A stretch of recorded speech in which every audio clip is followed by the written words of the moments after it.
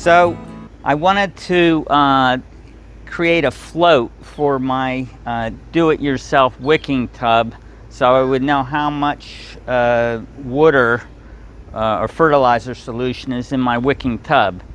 Now, I previously purchased these grow bucket inserts for your standard Home Depot, Lowe's 5-gallon buckets, and you can see they come with a nice float, and depending on how much water's in there, you can see at a glance, you know, whether it's full or dry. Here is what I did for this wicking tub, and you can see my float here. If I push it all the way down, this would be empty, and I put little markers on there. Here, when it gets up to here, I know it's full. If I overfill it, the water will exit the overflow hole there. And I'm going to show you how I built this in case you want to do something similar. So there were several factors in considering how to go about building this float. One thing was to have a long stem, long enough to reach to the bottom and come out of the pipe far enough so that you could reach it, access it. It was important to make it light so it would float, and that the stem couldn't be heavy either, because otherwise that would weigh down the float and throw off the measurement. So I thought about it for a while, did some research, and came up with some foam. So a foam solution. So I have boards of 6mm Depron or model plane foam that I use for building my remote control airplanes. So I had this here. You can use a similar foam. Just check and make sure it's food grade, food safe, because it's going to be sitting in the water that that the plants are feeding off of, and so you don't want to have anything toxic leaching into that water. So what I did was I took and cut out 2 pieces of foam.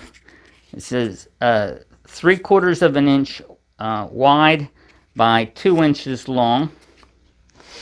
I made it 3/4 of an inch because it had to fit inside a 1-inch pipe. So it had to be smaller than the pipe, so it would slide up and down in there. Yet I wanted it big enough so that it would act as a float. What I did was, the idea is I'm going to double this there, and then I'm going to put the what I have, these 2 stirrer straws. They're really tiny straws. They're thickness wise, they're looks like 1, 2, 3 millimeters diameter, but one of these isn't long enough. So if I were to only have one, it wouldn't reach up to the top. I needed to make it long enough. So then I thought, okay, how can I extend this? So my solution was to take a toothpick and to cut off a little piece of the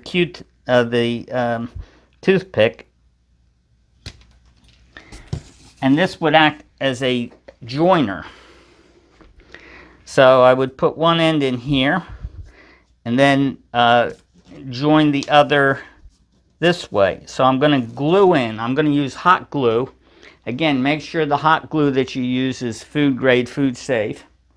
So first thing I'm going to do is I'm going to put a little bit of glue on one end of the toothpick, like so.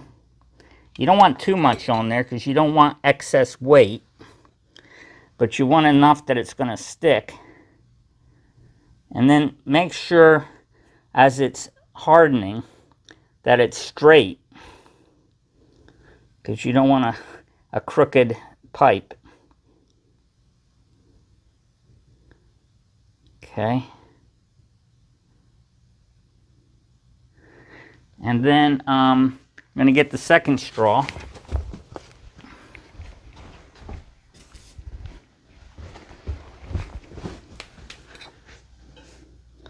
And put some glue on there.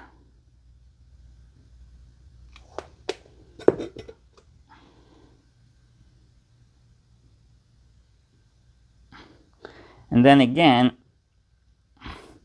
I'm going to wipe off the excess around here. I want this smooth so that it can slide up and down within that pipe and the hole that's in the cap. Now the cap hole, that's optional.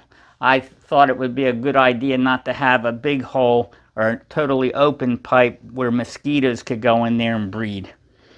So that's why I put a cap on there and just a little hole in the cap so that the straw would slide up and down in there. So now I have a double length straw, which if I look here, you can see it's long enough to, let's say my pipe ends here. When it's totally empty and this is all the way down, it still will be above the lip of the pipe. So the next thing will be to put this in here. Now if this is going to be doubled, if you just have a solid block, you could drill a hole in there and glue this in that way. But what I did instead was I just measured a 3/4 inch slit down the middle, and I'm going to take this screwdriver to just dent the foam like so. And I'm going to do it on the other side as well.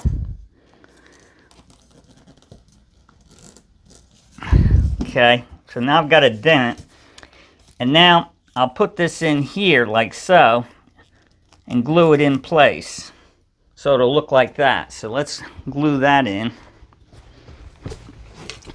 So we're going to glue around the perimeter, and just use a little bit of glue because you don't want excess weight again. And then where the straw is going to be, and let's do it on both sides here. And insert this in.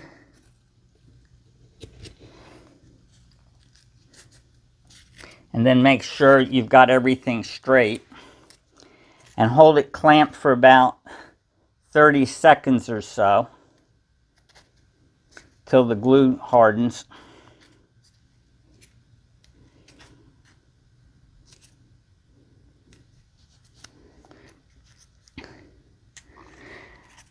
Okay, and then for the last thing, since this is a hollow straw and you're going to be outside, you don't want rainwater collecting inside the straw and making it heavier.